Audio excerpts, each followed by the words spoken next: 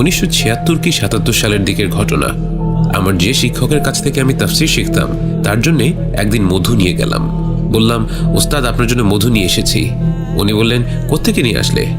আমি বললাম, জি এটা আমার নিজের বাগানের মধু।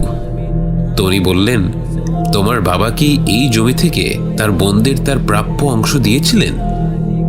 এক বোতল মধু তখন দাম ছিল 10 টাকা, অথচ তিনি এত গভীর একটা প্রশ্ন করে ফেললেন। মাশাআল্লাহ জাযাকাল্লাহ বলেননি, কি বললেন? তোমার বাবা কি এই জমি থেকে তার বোনদেরকে তাদের প্রাপ্য অংশ দিয়েছেন? এর অর্থ কি? যে যদি দিয়ে থাকেন তাহলে এই মধু হালাল, কিন্তু না দিয়ে থাকলে পুরোটাই হারাম হয়ে যাবে, অর্থাৎ সেক্ষেত্রে এটা আমি নিতে পারবো না। তো আমার ভাই ও বোনেরা, ইসলামে নারীদের মর্যাদা কেমন? একজন নারী প্রথমে কারো মেয়ে হয়, এরপরে স্ত্রী হয়, এরপর মা হয়। উকবাহ বিন আমের হতে বর্ণিত, রাসূল সাল্লাল্লাহু আলাইহি ওয়াসাল্লাম বলেন, যদি কারো 3টি কন্যা সন্তান থাকে এবং সে তাদের ধৈর্যের সাথে লালন পালন করে, তাদের যথাযথ উত্তম পোশাক আদি দেয়, তাহলে সে তার সেই 3 কন্যা সন্তানের মাধ্যমে জাহান্নামের আগুন থেকে রেহাই পাবে। স্ত্রীদের ব্যাপারে রাসূল সাল্লাল্লাহু আলাইহি ওয়াসাল্লাম কি বলেছেন? তোমাদের মধ্যে শ্রেষ্ঠ তারাই যারা তাদের স্ত্রীদের সাথে সবচেয়ে ভালো আচরণ করবে।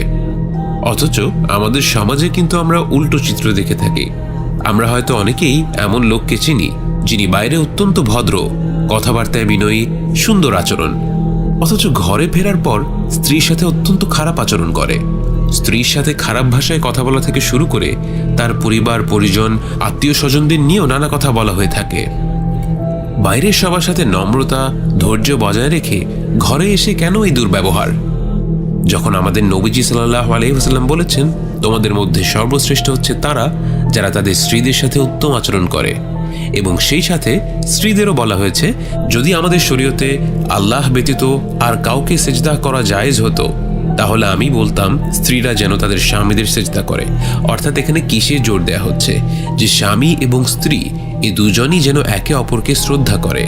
আমরা যদি বলতে থাকি আসলে ও হচ্ছে খারাপ তাই আমিও খারাপ আচরণ করি, এভাবে একজন আরেকজনকে দোষারোপ করতে থাকলে কেউই কিন্তু নিজেদের শুধরে নিতে পারবে না।